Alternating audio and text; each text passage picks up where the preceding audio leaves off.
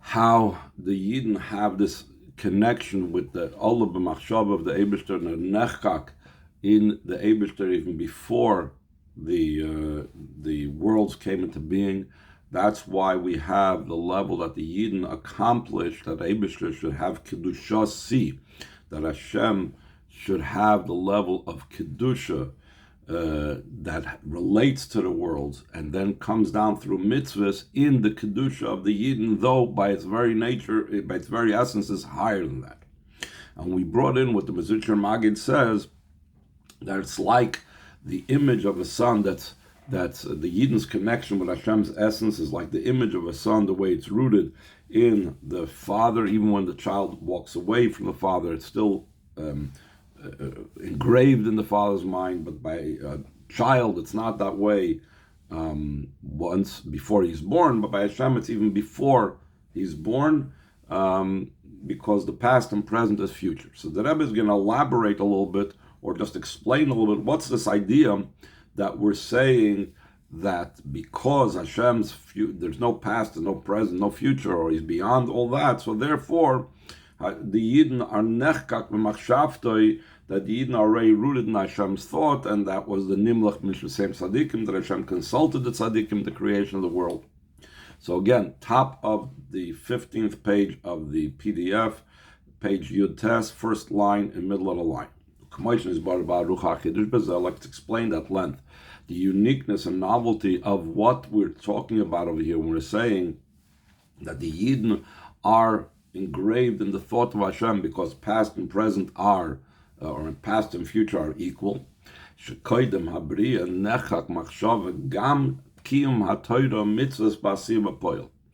Before the creation, it was engraved in Hashem's thought, also the fulfillment of Torah and mitzvahs in actuality. That it's as if in the thought there's already our performance of mitzvahs. How is that? Because above by Hashem, the potential is not missing the actuality. By a person, their potential is something that needs to be brought out. So a person has potential, and when they act on it, then you have the result of it. By Hashem, the potential and the fact that the Yidden are already engraved, their being over there, it's engraved with all the potential that they have, meaning the potential comes out into the actual. The Rebbe explains in line 5, Chיים. This means to say, she'ein loymar, she'achidushu, she'efla kodesh baruch hu haya haya v'yeh ke'echad, by Hashem, the uniqueness and novelty is that past, present, and future are all one, was, is, and will be are all one. L'chein yodesh nishmasein tzadikim yekaimu mitzvahs. Therefore he knows that the neshamas of tzadikim will fulfill mitzvahs. And that causes him that's what it means that Hashem consulted the neshamas of tzaddikim, and therefore, because he consulted the neshamas of tzaddikim, meaning he saw what they would do, so he made the decision to create the world. The Rebbe says, the Maika Mashmalon, what type of chiddush is this? Obviously Hashem knows how it will be. So what is the idea over here that just like a son is engraved in the father's mind, and therefore the tzaddikim were already there, and the Hashem consulted them by seeing what they will do because Hashem knows the future. It's that Hashem knows the future is a given. What's the point over here? Rather, by saying that the present, the past, and the future are all the same, it's more than just he knows the future. And therefore, because he knows that tzaddikim will do Torah mitzvahs, therefore, that was the consultation, that was the reason that he created the world. No. Chiddush 2, line 8, the novelty and uniqueness of this statement is also what is accomplished through our actual doing down here below in actuality. It exists already. It's not just potential. It's not just Hashem sees the potential of this, of creating the world, but it actually exists the way the Yidden are, what we used before the term, in our form and in our image. That's the That's the meaning of the Yidden being engraved in Hashem's thought. It's the form and the likeness of the neshamas of tzaddikim, which we say amichum tzaddikim, and the way they are in Hashem's very essence, and therefore, because of that, they have the capability to draw down that Hashem should be kiddushasi, that Hashem should have this level of holiness, and they should be able to draw down Hashem's holiness into their kedusha, even though without Torah mitzvahs, before you didn't do Torah mitzvahs, that kedusha is not drawn down into kedushaschem, into your kedusha. Now it becomes drawn down because our Torah mitzvahs is rooted with ourselves in Hashem's very essence. So now he brings this back to the pasuk that this Maimer has been talking about the whole time. This is what it means. That with you is the source of life. In your light, the light will be seen. Shenas keser lebriyitzir v'asiyah klolim mikor Chaim hirak imcha v'tafel. Like we said before, that imcha mikor Chaim, with you, is the source of life. It's not just a level of malchus d'atzilus, the way it becomes a keser for briyitzir v'asiyah, but also even higher, the way malchus of Adam Kadmon becomes a keser for the Bri Yitzirasiyah Klolim, for the whole Seder Ishtalshalos, and despite being such a high level, still in all, it's only imcha, it's only with you, it's only ancillary and auxiliary to you. Yet, that is the source of life of the world before our bringing Torah mitzvahs into the play. But through Hinaydei Torah mitzvahs, like Masa Oidatz Musis Baruch Orcha, through Torah mitzvahs, we grab hold of, we tap into something much, much higher than the Malchus of Adam Kadmon. We tap into your light, the Orcha of Hashem's very essence, and then from that, your light, your Atzmus Muhus, now comes down into us. And with your light, the light of Atzmus and Mohus that's there in the Torah mitzvahs, the light now becomes visible all the way down here below, the light of Hashem's essence. After the neshama descended and was enclosed in the body, why did he come down and become enclosed in the body? To make a home for the Eibishter down here below. So therefore, when we do the mitzvahs over here, we are drawing down the Orcha should be near the Or all the way down here below. So now the Rebbe is going to further bring in what we said before, that this also makes us of value and importance. In line 22,